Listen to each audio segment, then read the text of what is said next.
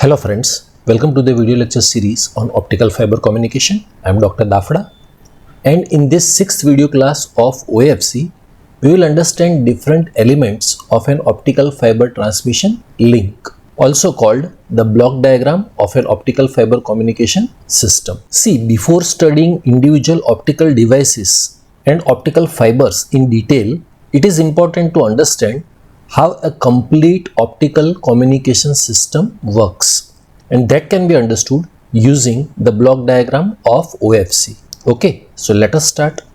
This figure shows the block diagram of an optical fiber transmission link where the solid line shows the electrical signal and the dashed line shows the optical signal. The basic idea is very simple.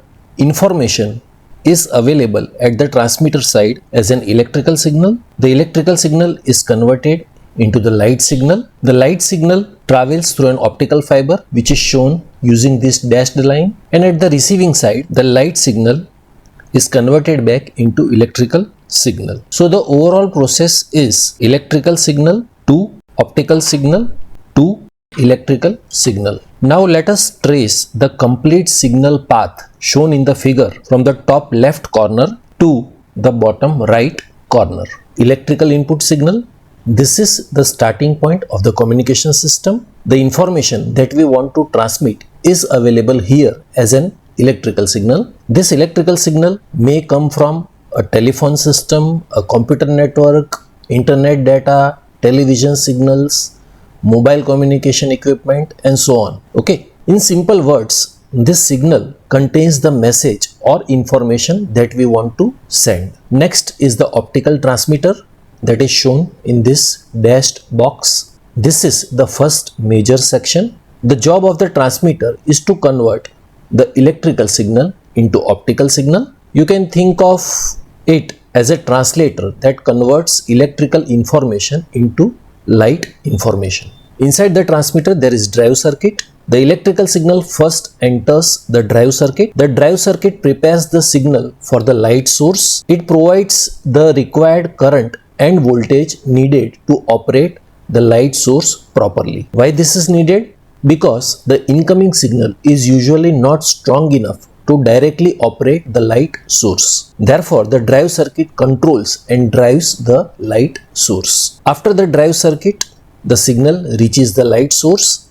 This is one of the most important parts of the transmitter. The light source converts the electrical signal into light signal. Common light sources are LED, that is light emitting diode, or laser diode. In digital communication, light on can represent binary 1 and light off can represent binary 0. Thus, information is transmitted in the form of light pulses. Next comes the fiber fly lead. The generated light enters a short piece of optical fiber called a fiber fly lead. A fly lead is simply a short optical fiber used to connect the transmitter module to the main optical fiber cable. It makes installation and maintenance easier. Next comes the connector. After leaving the transmitter, the optical signal reaches a connector. A connector is used to connect the transmitter equipment to the main optical fiber. You can think of it like an electrical plug and socket. Why do we need a connector?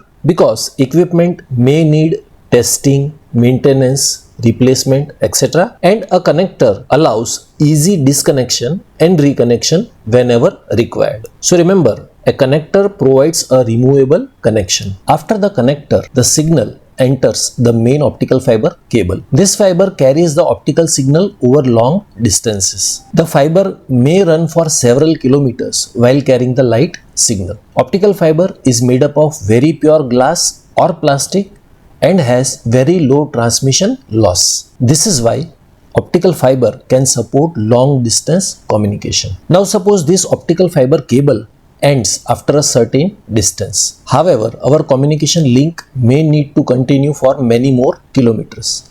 In such a situation, another optical fiber cable must be joined to the first cable. This permanent joining of two optical fiber cables is called a optical splice. Therefore, an optical splice is used to increase the total length of the optical fiber link. Why is optical splice needed? See, there are several reasons. Number one, fiber cables are manufactured in limited lengths.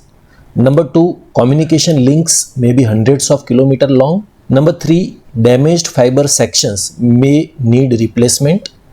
And number four, different cable sections may need to be joined during installation. In all these situations, optical splicing is required. Now, there is a very important difference between the connector and the optical splice. Connector is a temporary connection. It can be disconnected and reconnected, while optical splice is a permanent connection. Normally, it is not disconnected. So, this difference should be remembered carefully. Next, the signal again runs through the optical fiber for several kilometers. As the signal travels through the fiber, we see an optical coupler, also called a beam splitter. Its function is to divide the optical signal into multiple paths. Just as a road can split into two roads, the optical signal can also be split into different directions. Why it is needed? Say in this figure, one part of the signal continues along the communication link and another part is sent to other equipment. This other equipment may be monitoring system, measurement equipment, network distribution system, etc. Next comes the regenerator. The signal reaches the regenerator. Regenerators are used in very long distance communication systems. As the signal travels through the fiber, its power decreases. Also, the distortion may increase. Also, the noise may be added. The regenerator restores the signal quality. The regenerator contains optical receiver, electronics, and optical transmitter. The incoming light signal is first received by the optical receiver. The receiver converts the optical signal into electrical signal. The electrical signal then enters the electronic circuits. The electronics performs operations such as amplification, noise removal, reshaping, retiming, etc. and this improves signal quality. After processing, the signal is again converted into light signal by the optical transmitter. The regenerated optical signal is then launched into the next section of the optical fiber using a connector. Therefore, a regenerator performs optical to electrical conversion, and after necessary amplification and noise removal, it converts electrical signal back into optical signal. After regeneration, the optical transmitter inside the regenerator launches the signal into the next section of the optical fiber through a connector. This new fiber section may again continue for several kilometers. When the fiber cable ends and another cable must be joined to continue the link, an optical splice is again used. Next, we see an optical amplifier.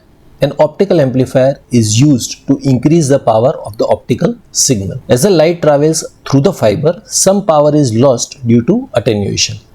The optical amplifier boosts the signal power. But an important point to remember here is, unlike a regenerator, an optical amplifier does not convert the signal into electrical form. It directly amplifies the optical signal. So there is a difference in between the regenerator and amplifier. Regenerator converts the optical signal into electrical signal, restores and rebuilds the signal and converts it back into optical signal, while the optical amplifier directly amplifies the light signal. Here no electrical conversion is required and it is simpler and faster. So remember, regenerator restores the signal quality and amplifier mainly increases the signal power. Finally, the optical signal reaches the receiver. The receiver performs the reverse operation of the transmitter. It converts light signal back into electrical form. The incoming optical signal first enters the receiver through a short connecting fiber called a fiber fly lead. Next is the photodetector. This is one of the most important blocks in the receiver. The photodetector converts light signal into electrical signal. Common photodetectors are PIN photodiode and avalanche photodiode. So the photodetector is the device that actually detects the incoming light signal. Next comes the amplifier. The electrical signal produced by the photodetector is usually very weak. Therefore, it must be amplified. The amplifier increases the signal strength so that further processing becomes possible. After amplification, the signal enters the signal restorer. Its job is to recover the original transmitted information. It removes distortions and unwanted noise introduced during the transmission using the filters and other electronic circuitries. As much as possible, it recreates the original transmitted signal. Finally, the recovered electrical signal appears at the output. This signal can now be used by computers, telephones, television systems or network equipments. Thus, the information has successfully traveled from the transmitter to the receiver.